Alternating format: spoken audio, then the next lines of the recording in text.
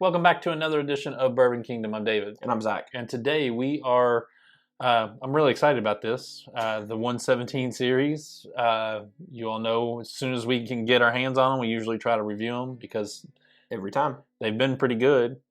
Yeah, I mean, honestly, what's funny is, like, people look at, like, the warehouse case, like, it wasn't as good. I'm like, it's good. It's good. It's just you're comparing against two other really phenomenal bottles in that high age old share. So yeah.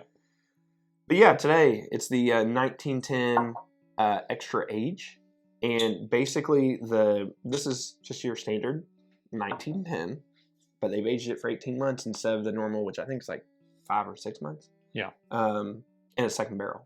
So I have no clue what this is going to do. At first, I wasn't excited about it. If I'm being honest with you, whenever they said it was 1910, like I love a 1910. Yeah, clearly, it's fun. obviously, it's great. But I was not excited about it, and then it came out, and I was like, "Yay, Let's go get it." let's go get it!" I don't know if that's FOMO or what. Probably a little FOMO. It's my inner fanboy of Old Forester. That is true. We are the fanboys. This was released at the distillery. This was, I think we were talking about this before. Was it Wednesday? It was Tuesday or Wednesday. Tuesday or Wednesday when we went down. We got really lucky. We had been hearing rumors that they were going to release this the week of. Excuse me. And whenever we went down, they sent an email out around 9. And I mean, it was probably, when did you get in line? Like 9:30? I got there about 9:40. 9:40. Okay. And you were 60 something. I think I counted you in line. Yeah. Late 50s, early 60s. Wait. You were like 57, I think. Because I think Scott was like 61 or something.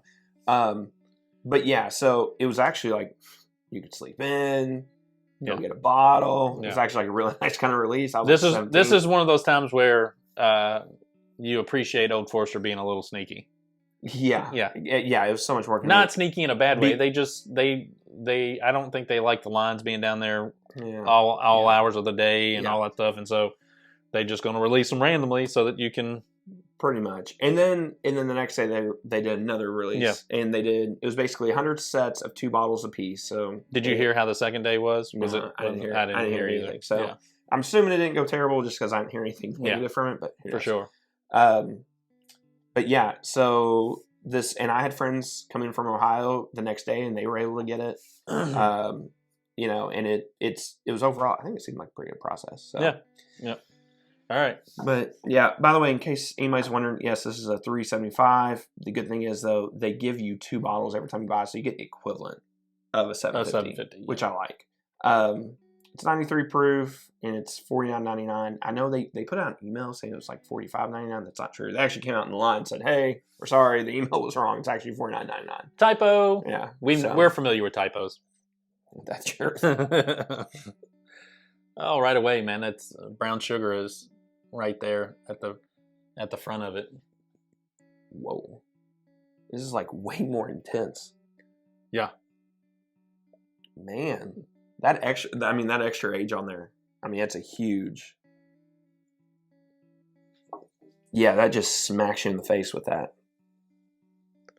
You know what I'm getting? I'm getting like have you ever had those? I think they're called Rolos or whatever. Mm-hmm. Those chocolate with like, take that and melt it, and it's like a combination of like that thick caramel and just like melted like chocolate. Yeah. Yeah, I can see that. I never ever want a Rolo. Now I'm gonna go buy them after today. Oh, Rolos are good.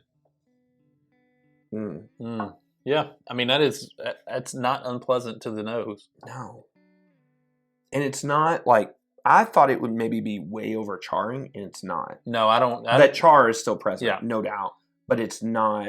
It's not charry at all. Yeah.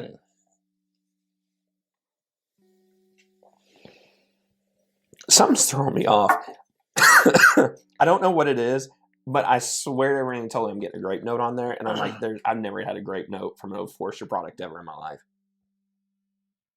It's like a Kool-Aid grape note. That is weird and funky. Truth be told, I think my palate's a little off.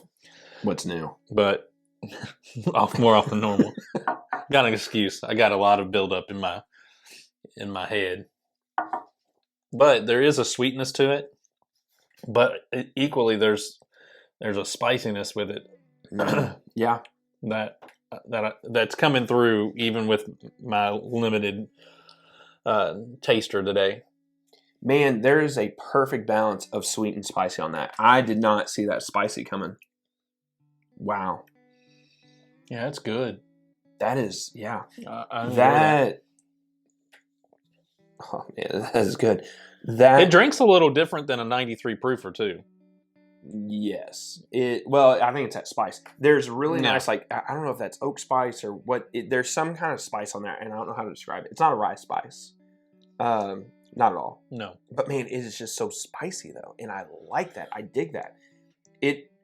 When it hits your palate, it's spicy at first, but it's also, there's some sweetness to it, and then there's that spice that hits it. But it's really balanced. Nothing overtakes either one of those on the palate. And then it evolves into the finish where it's so dark chocolate. Yeah. Like it's so dark chocolate on there, and it's like a powdery kind of chocolate. Yeah, that. I swear and totally, it's blowing my mind right now. I'm getting a grape note on the nose, and I don't know how I'm getting a grape note on the nose. Yeah. Maybe my palate's broken. Go ahead and leave in the comments below how broken you think our palates are. Give us a like and subscribe if you already haven't. Yeah, it's got a good finish, not a long finish, but it's good finish.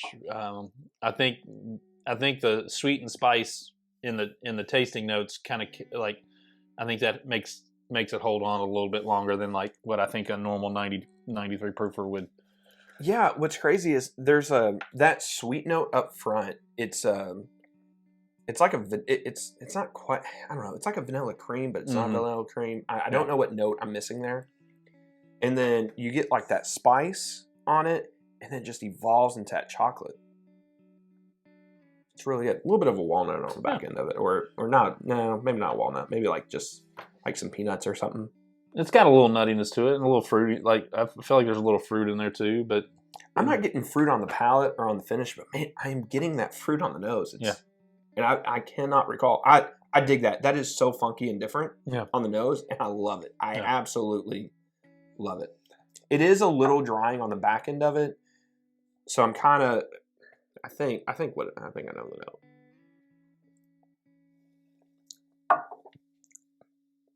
Yeah, you see, that's what I was thinking. I feel like on the palate, there's a little bit of tobacco on there, but it's not like a tobacco leaf. It's like you're walking into like a barn that's been drying tobacco. Yes, and you can just. You get the hints of it, but it's not like too intense or whatever. It's a little mustiness in there, but it's not like overpowering or anything. Man, that spice and that chocolate just pops just more and more and more every time. All in all, that's good. Again, it's way different than the High Angel Share 1 and 2. Yeah. Way different than the Warehouse K. I mean, kudos to you, to Old Forester for like bringing just funky stuff out. Oh, well. Jackie, like this is her line, like this is her baby, and it just crushes. It's so different. It's just funky. If people look at it from a standpoint of it's just 1910, it's just age different. No, this ain't. It is 1910, but it's not. It's very different from 1910 in my book. I would agree with that. You can obviously tell the relation, but two different experiences, which is really what I want whenever I'm getting something allocated like that. Like, yes, you want it to be good. And you want it to be savory and stuff. But you want it to be different too. I want something different. And that's what I'm getting out of this. And that's awesome. So if you're lucky enough to be at the distillery and find one of these. Yeah, good luck trying to find one. Good luck. They release them randomly at the distillery. Yeah. The good thing is that they have been pretty good outside of Angel Share Batch 1, but they released a ton to the public. Oh yeah, we got four. Well, there was multiple days where you could go down there and grab 4 for the initial release. Now, after that, they have since then changed that to where they have more at the distillery, which is, obviously probably the smart play. So at some point in March, chances are they're going to release this again. Probably into the summer. Yeah. I would think. Easily. Yeah. So I mean, they just released more Warehouse K the other day. If you're lucky enough to hear that that it pops out and you live in the Louisville area, take your chance and go down and get in line. You may miss it, you may not. Take a chance to get it because it's worth the $50 to get. So or the $100 that they give you for the 2. So I think if you're definitely a toasted fan of this, you definitely want to try your hands on and try it, no doubt. For sure. Well, till next time, we'll see you. See you.